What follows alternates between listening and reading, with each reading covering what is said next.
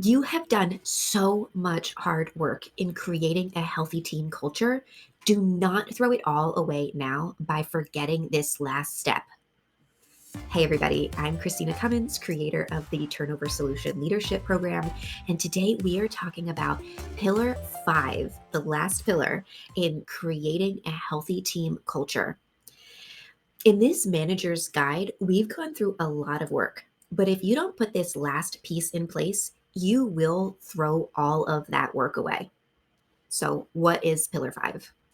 Pillar 5 is measuring the outcomes. And you're going to do this with a step A and B. Step A is reflecting on the outcomes in three primary ways. You're going to reflect on how you feel through talking it out with someone, a therapist, a supervisor, a peer. At the very least, you will reflect on the differences in how you feel through a 45-minute journaling block. Really getting out there, the difference now as opposed to prior to implementing these pillars. The second way you're going to reflect is on the concrete deliverables from your direct reports.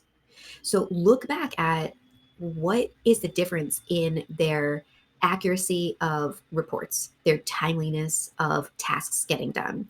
Also, looking at if there was innovative changes that they've been able to implement over the time that you have implemented the five pillars.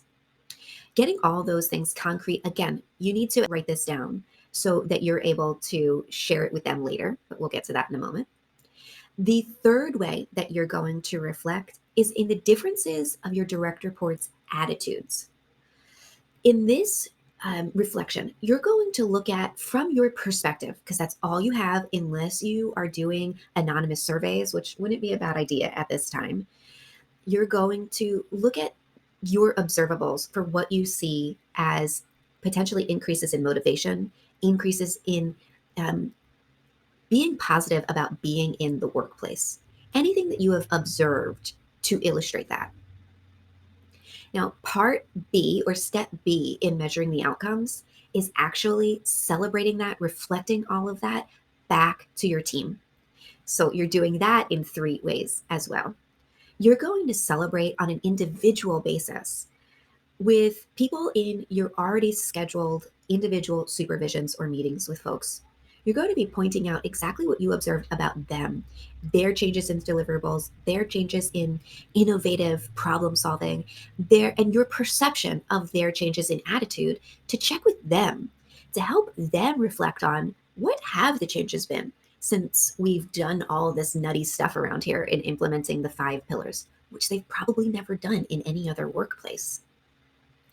Then you're celebrating with the team. Big no no.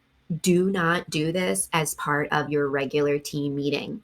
A 5 minute aside is not going to cut it, and it's going to actually be insulting.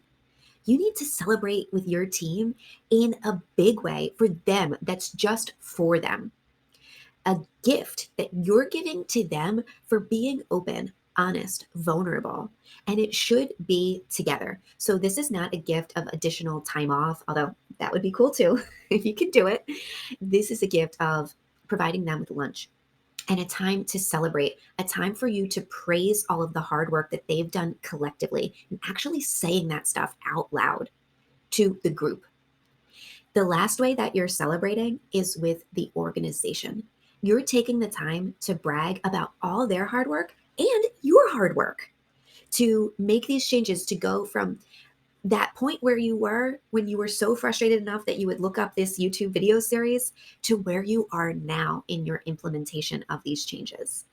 You're going to take all of that and celebrate with your supervisor, your supervisor's supervisor, and if you can get the C-suite involved, even better.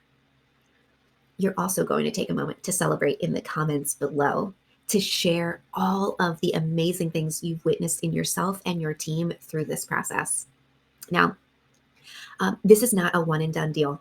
As new people come in, you will have to share with them these pillars and explore their values, their inspirations, and empower them, redirecting them as you need. And most managers and supervisors find it helpful to come back to this on at least an annual basis to revise, take a new lens, a new look, given that everything is constantly changing in the workplace, and see what needs to be implemented again. It's not going to be anywhere as much hard work as you've already put in, though. Have a great day, everybody.